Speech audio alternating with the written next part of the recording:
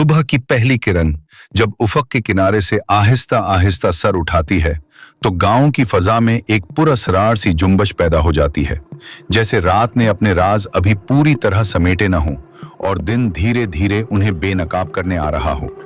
हल्की धुंध खेतों पर चादर की तरह फैली होती है और शबनम के कतरे घास की नोकों पर मोतियों की मानिंद चमक रहे होते हैं। दूर कहीं से मुर्ग की बांग सुनाई देती है जो खामोशी को चीरती हुई फजा में गूंजती है और यूं महसूस होता है जैसे वो किसी आने वाले मंजर का ऐलान कर रही हो।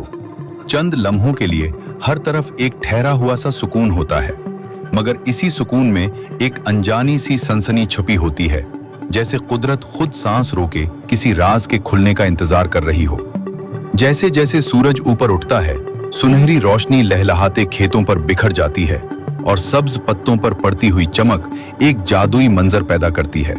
दरख्तों की लंबी परछाइयां जमीन पर अजीबो गरीब शक्लें बनाती हैं जो देखने वाले के दिल में तजस्सुस जगाती हैं। हवा कभी आहिस्ता से पत्ते हिलाती है और कभी अचानक तेज झोंका आकर माहौल को हिला देता है।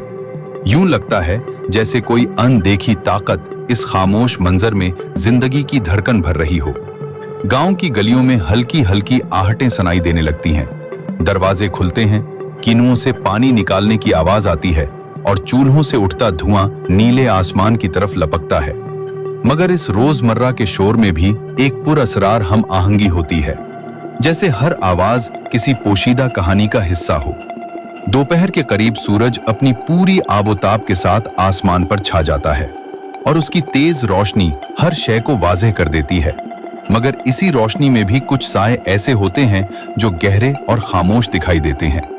आम और पीपल के दरख्तों के नीचे बैठे बुजुर्ग धीमी आवाज में बातें करते हैं, मगर कभी कभार उनकी नजरें अचानक दूर अफक पर जम जाती हैं, जैसे उन्होंने कुछ गैर मामूली महसूस किया हो।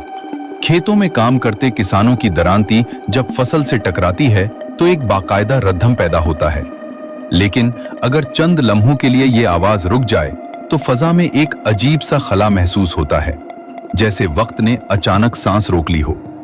गर्म हवा जमीन से उठती है और दूर कहीं रेत के जर्रात को घुमाकर एक लम्हाती बगोला बना देती है जो आकर खुद ही खामोशी से बिखर जाता है। दोपहर की शिद्दत के बाद जब सूरज ढलने लगता है तो गांव पर एक नर्म सुनहरा रंग छा जाता है। ये वक्त सबसे ज्यादा पुरअसरार मालूम होता है क्योंकि रोशनी और अंधेरे के बीच एक बारीक सी लकीर खिंच जाती है। परिंदे अपने घोंसलों की तरफ लौटते हैं और उनके परों की सरसराहट में एक बेचैनी सी झलकती है। बच्चे जो दिन भर शोर मचाते रहे थे अब आहिस्ता आहिस्ता घरों की तरफ पलटने लगते हैं। उनकी हंसी में भी एक थकन और खामोशी शामिल हो जाती है। दरख्तों के साए लंबे होकर जमीन पर फैल जाते हैं और यूं लगता है जैसे कोई खामोश लश्कर आहिस्ता आहिस्ता आगे बढ़ रहा हो। कुएं के पास खड़ी औरतें जब पानी से भरे घड़े सर पर रखती हैं तो चंद लम्हों के लिए उनके चेहरों पर पड़ती ढलती रोशनी एक कहानी सी बयान करती है, जैसे दिन ने उन्हें कुछ बताया हो जो वो अपने दिल में छुपा कर लिए जा रही हूं। शाम होते ही आसमान के रंग बदलने लगते हैं, पहले हल्का नौरंजी, फिर गहरा सुर्ख और आखिरकार